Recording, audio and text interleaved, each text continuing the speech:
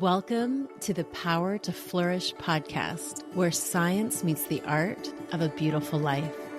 I'm Dr. Andrea Line, positive psychologist, giftedness expert and coach, and modern-day spiritual godmother to brilliant, deep-feeling women. This isn't just another self-help podcast. It's a sanctuary, a sacred space to come back to yourself. Each week, we'll explore the emotional experience of gifted, sensitive women and what it means to live a life that feels as beautiful as it may look. Because flourishing isn't a luxury, it's your birthright, and your life is waiting. This is the Power to Flourish podcast.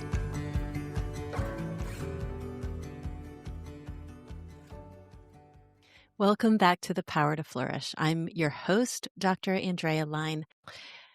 As I was going to bed last night, I was reflecting on some things that I read in a beautiful, beautiful book that a dear friend gave to me for Christmas, which I will talk a little bit more about later in this episode. But I was just in this space of thinking about all the things happening in the world. I mean, there are always lots of things happening in our world. I try not to bombard my mind with the media. However, obviously, we want to know what is happening in our world. So I do find the times and places that I want to be informed. And I feel like we're coming into 2026 and of course, all through 2025. And we could say the same for the years before that, but our world just feels like it gets increasingly more unpredictable. And we're bombarded with hard and shocking things that are happening oftentimes in our local community, but certainly on a national scale and globally. Not to mention the hard things and the shocking things that come up in our personal lives. So I've just been reflecting on that and how I want to continue moving through the world into 2026 and just share some things with you that I have sensed at the end of 2025 going into 2026. I've had some of these conversations with people who are closest to me, but I felt compelled to share a little bit about that today on the podcast and to share with you some of the things I am just becoming more aware of and more attentive to as I step into 2026, with hopes that this will help you take stock if you haven't already, or maybe you're in the process of doing that at the beginning of the year, and decide with a lot of intention before 2026 hits us with even more things that we weren't expecting. I just want to prepare ourselves, not in a fearful way, but in a way that is very grounded and hopeful and aligned with what we're all about here. So I just wanted to start off by saying that. So if we look at the first month of 2026, if we just scanned the headlines, we would find many examples of things that, at least two, I'll just speak for myself, many things that we weren't expecting to happen. Or maybe said another way, many things that we hoped would not happen. And uncertainty, whether it's political unrest or financial instability or you name it, fill in the blank, is a constant now. Now, one could argue that uncertainty really is a constant at all times, right? Because we're never really certain and nothing's really predictable. So what I'm saying about 2026 is not necessarily unique. However, I think you would agree that we live in a time where it just feels increasingly challenging to stay grounded in a world, in a society that is just we're going through a lot. And depending on your perspective, this can feel very, very scary, and we feel out of control. And then oftentimes when we feel out of control, we try to exert control in some way, shape, or form. Another perspective is that this shaking that we are experiencing, that we have been experiencing for many years, and one could argue, the pandemic hit, and there was certainly a lot of shaking before the pandemic. So again, I feel like we've been in a time, 2026, and you could argue is maybe not all that different. But I do think 2026 is going to be different. And a lot of people are talking about this, whether you take a just generally spiritual approach to things.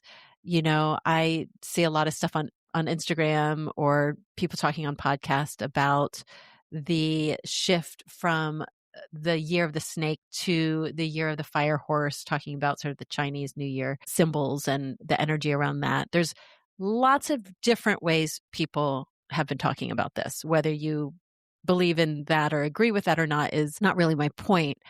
I want to share from the perspective that I have yet to share on this podcast, really, which is more of my prophetic sense. And when I say in the introduction to this podcast that I am like a spiritual godmother, I don't think I have spoken to that point as much, and why I think of myself that way. And honestly, when I think of myself, it is a little bit like this image of Cinderella, which, side note, when I was a little girl, Cinderella was my favorite Disney movie, but that's not for this conversation. But I used to, as a young girl, and even as an older girl, sort of really identify with the Cinderella story. And probably many of you, if you have a background like me, can also identify, right? It's sort of like you come from this place of lack in whatever ways. And then the dream, the fantasy, the wish is that, someone's going to wave a magic wand and you turn into the princess. That's a little girl's dream, or at least that was my little girl dream. And now, what's interesting about the shift, what happens in life, is that I see myself more as the fairy godmother. I think Cinderella's gown is a lot prettier than the fairy godmother's outfit, but again, that's not the point. Because what I see myself, the role that I stand in, is not that I have a magic wand that can poof turn you into the princess version of you that you want, whatever that means, right? But that I have eyes to see, and that I have lived experience and wisdom from my lived experience that I can transmit to you, hopefully, that will allow you to experience a transformation in your life that you are hoping for. And that is what is behind that phrase, spiritual godmother. So now that I've explained that, I will share a little bit that I come to my faith, and I do identify as a Christian, but you may not. That's okay. But I come to my spiritual practice in a way that I think is perhaps outside the traditional box of religion. Or I could say, for myself, in the church environment that I grew up in, the way I relate to God and the way that I move in my spirituality is just a little bit different than how I was raised. It's also just different because I'm an adult now. And so whatever was taught to me, or however I perceived what was taught to me, is really different because I'm not a child and I'm not an adolescent, and I'm a grown woman who has dug into things and also experienced a number of things. So all of that to say, I have this spiritual gift that I discovered, that I've always had, but I discovered it more into my adulthood. And I guess the best way to put it is that I can sense and discern things that one might not necessarily pick up or know in the natural, because how would you know? I usually sense like atmospheres, or I sense a change or shift coming. I I feel it. I can discern it. That's the best way I can put it. So I've often, for example, before I found out my granddaughter was born, I felt very, very strongly for months that something extraordinary and amazing and just amazingly good was going to happen in my life, but I didn't know what it was. I did not know what the specific thing was, but I knew for months that something was coming and was right around the corner. And I kept talking to my husband and my friends about it. And I was like, what is this thing? So excited. So that's one example. So as I was coming to the end of 2025, I started feeling and sensing that 2026, specifically the beginning of 2026, was going to be a time of rapid, unexpected changes. And when I described this to my husband, I was very clear. And again, not from a fear standpoint at all. Not from that place of fear, but from a place of I am sensing something and I want to be prepared as much as I can. And that can mean emotionally, that can be in the areas that I feel led to prepare. And led, when I say that, I mean certain things that are highlighted for me personally. But I don't think it's just for me. I think this is for all of us. And it's important to be aware of the time that we're in and what is happening on the spiritual level and on a global level so that we on the personal level can be aligned and take action quickly when we need to and not necessarily feel completely blindsided. Now, again, it doesn't mean that I like foreseeing the future and know exactly what's going to happen because I'm certainly not saying that. But I do feel like I have known for quite some time that this year is going to be one that could take your breath away. Maybe that's one way to put it. So let's just not be shocked. Let's just not be shocked. And I share all that because what I really want to share today is about the artist's role in dark and uncertain times. And I do think that we are in some dark and uncertain times. And this is where I want to transition. And this is probably why I was thinking about all of this last night, because I was starting to read this beautiful book. It's called On Beauty and Faith. And a dear, dear girlfriend of mine gifted this to me for Christmas. She knows I love all things beauty. And so I was just reading through it, the beginning of it last night. And something stood out to me personally as they were talking about the role of the artist. And that artists don't deny reality. And this is particularly true during dark or disorienting times. And I think we are living in a time just like that. So artists don't deny reality, but they do help us see it truthfully. And they do it through using this lens of beauty and to sort of, in their work, give us these slivers of hope and help us see truthfully, but also help us see differently. So not ignoring the suffering, right? Not being in denial, but sort of revealing. It's like a revelation to help people and bring them higher to a place that, is out of a place of despair or numbness or where nothing means anything anymore, just like pulling us up from that.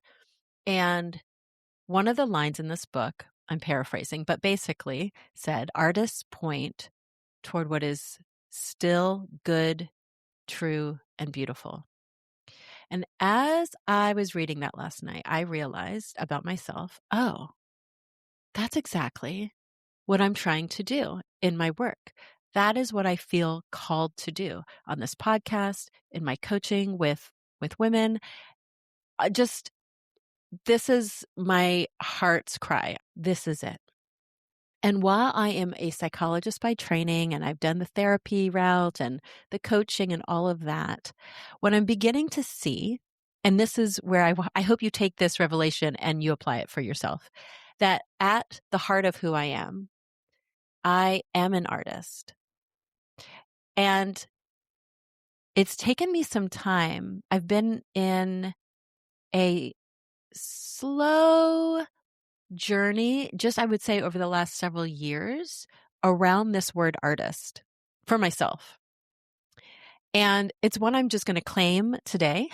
And I'm practicing claiming. This is part of my stepping into 2026 because I think it's important for me to do this, to step out of just seeing myself in the box of the scientist mode, to step out of the box of even a coach. Not that there's anything wrong with being a coach, but that it's that what I'm trying to do is actually different.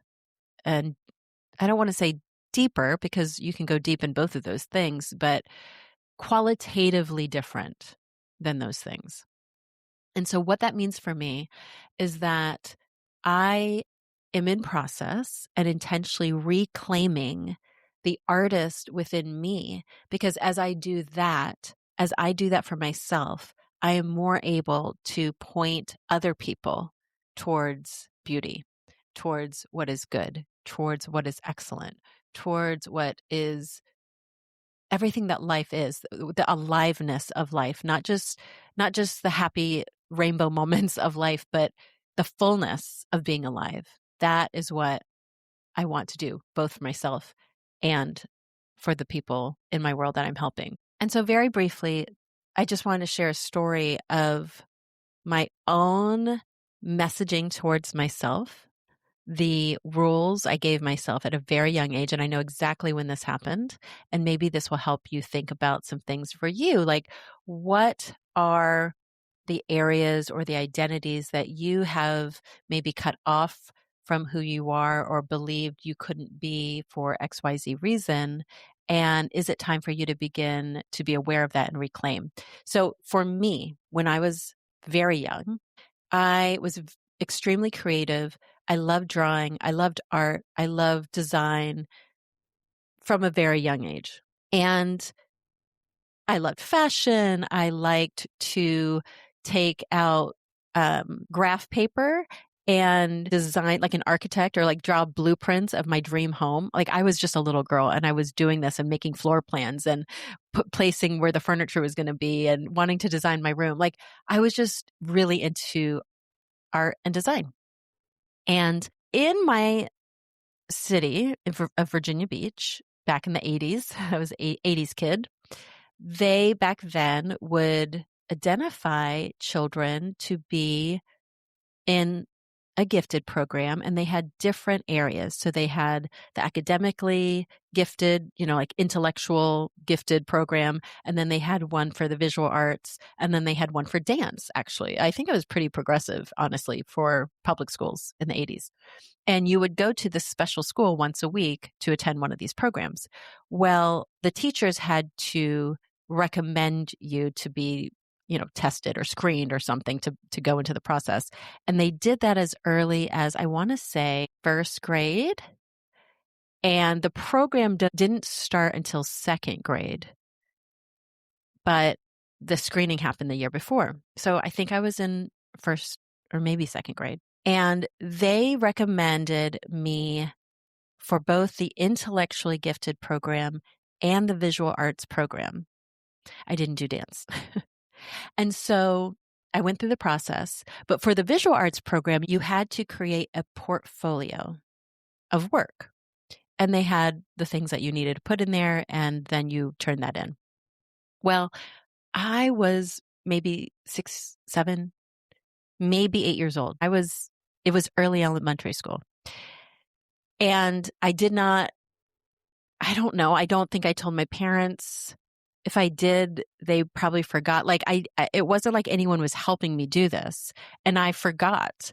And that's a story for another day about my sweet little brain. But I was just a little girl, and I was supposed to do this portfolio. I didn't even know what a portfolio was, and so I remember the night before it was due when I realized, oh my gosh, I have to turn this in. I threw some stuff together. It wasn't great. It was slapped together. And there was this one other girl in my class who I really admired because I thought she was really good at drawing, and she was also applying for the visual arts program. Anyway, long story short, I did not get into the visual arts program. I only got into the intellectually, academically gifted program. And from that moment, and you're probably going to hear this story and say, like, that's crazy. But we all do this. We all have things like this. And it wasn't conscious. But from that moment, as I reflect back, I realized that I had leaned in to the identity of I am smart and good at school. I'm like the smart girl, right? I'm the straight A student. I learn fast. I pick up things quickly. I'm good at taking tests. Whatever. I'm creative, but like over in that academic way, not an artist. I told myself that story so much. And I remember in high school, I really wanted to take an art class, but I thought, oh, that's frivolous. And like, I'm not an artist and I'm not going to art school, even though I had all of my closest friends were all in art. They were surprise, surprise. They were all artists, not they were really good at art. And then I had my daughter who was an amazing, amazing artist from a very young age. And she ended up going off to college and studying art. And, she's won awards for her art. She's extremely talented when it comes to art. And if anyone would ever say anything to me about, or if I was talking about my daughter, I would immediately say, oh, well, she didn't get it from me because her father is very artistically inclined. So I would just not own it at all. Like, no artistic talent. Like, I'm not an artist. My whole adult life, it's very funny to talk about it now. And I can kind of laugh about it. And so that is the backstory for me in terms of my identity and not claiming this artistic side of myself. And a few years ago, when I was in the midst of my health journey, I was getting some infusions. I had to get iron infusions, and you have to go and sit there for like an hour while, they shoot iron into your body. And the first day I went, there was this woman there, and we were just chatting. She was hooked up to some other infusion situation, and she was telling me the story of how she had transitioned or pivoted rather from one career. I think it was sort of in the medical field. And now she was doing something with computers, and she had done a complete pivot, and her health crisis had precipitated that. And so I was sharing with her how I was sort of in this prolonged health crisis journey, and I had stepped away from my work traditionally, what I was doing before, and that I didn't really know what it was going to look like after this. And I remember she said, because it was around this time that I started beginning to dig into this old part of me, this part that I wasn't able yet to claim, this artist part of me. And she said, well, who knows? She's like, you might come out of the other side of all of this and decide you are, and she paused. And then she said, an artist. And I had not said anything to her about any of that. She just knew that I had worked as a psychologist. And she said it, and I remember chills going through my body. It felt like an angel was speaking through her, honestly. It felt like God was saying to me, you just wait. You're going to go through this whole health crisis. Your life is going to be turned upside down in a way you weren't expecting. Nothing's going to look the way you thought. And when you come out on the other side, you're going to be an artist. And I remember thinking like, okay, well, I don't know what that means. And I don't know what that looks like, because I don't particularly think I have a lot of like traditional, like drawing or painting skills, because I did not study that. So all of that to say, this has been my journey. I am sharing my journey again, not because it's about me and my journey, but because I believe many of us as women, especially gifted, multi-talented women, have parts of us that we, for whatever reason, had to lay aside. Whether someone else told us something and we internalized that, or we just got busy and we can't do everything in life. And so we laid these parts of ourselves aside. And I, for one, am declaring on this podcast and speaking it out for myself that in 2026, I will step furthermore into this identity for myself, this artist part of myself, and what that looks like. And I may not be painting, although who knows, maybe I'll do that on the side, or maybe I'm going to take a pottery class, and, maybe there's this other creative way that looks, but certainly within my work today, how does the artistry, how do I incorporate that more and more and more into not just what I teach, but how I teach it, who I am and how I'm being in the world, because it is core to my philosophy, my framework, as I shared a few weeks ago on the podcast about the beautiful life and how to live it, and the orientation and the reorienting toward beauty and toward presence, and these small acts of creation and care that are so important to living a meaningful and beautiful life, when it's not about being perfect, but how do we create?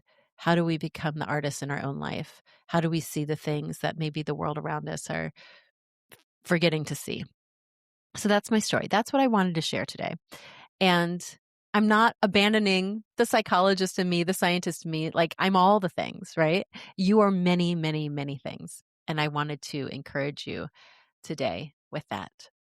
So, as we close today, I want to leave you with just a gentle question. It's not something you have to answer quickly or neatly, but hopefully it's just something you can sit with in a little moment of quiet.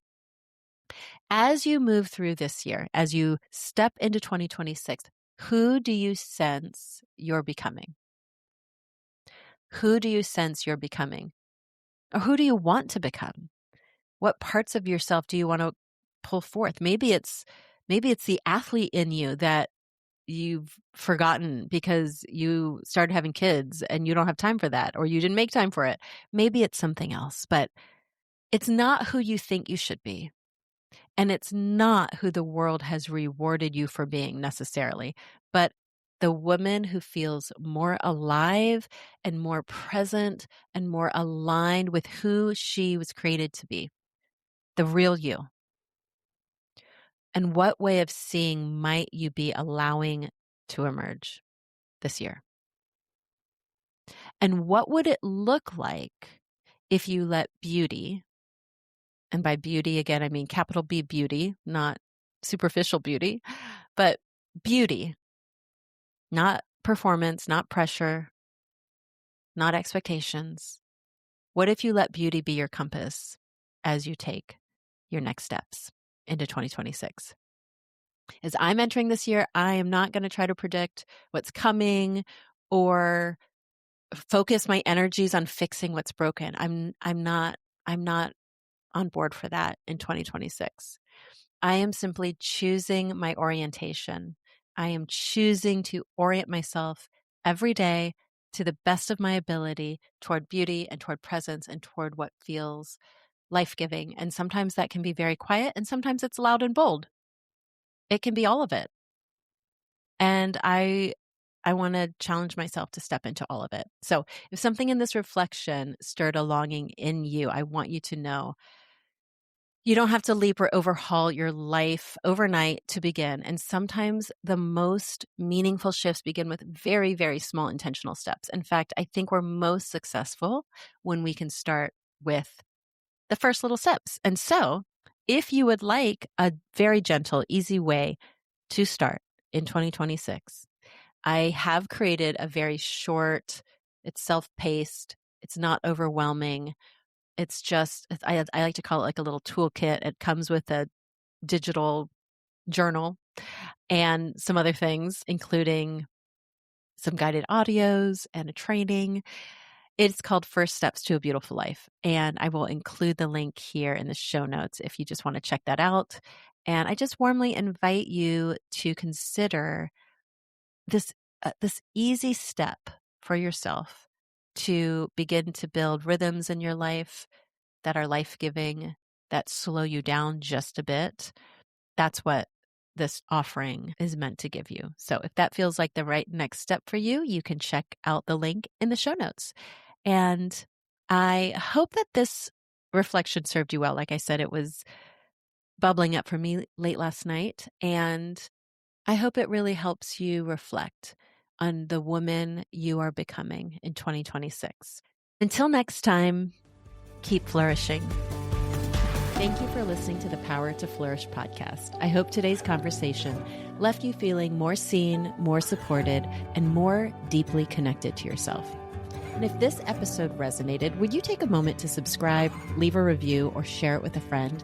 It's one of the best ways to help this work reach the women who need it most. You'll find show notes, links, and resources from today's episode at powertoflourish.com. And now just a quick reminder, this podcast is for educational and informational purposes only. It's not therapy, medical advice, or a substitute for professional support. And listening doesn't make me your therapist or doctor, though if you're looking for a coach, you know where to find me. All right, beautiful one, that's it for now. Until next time, trust yourself, honor your gifts, and keep flourishing.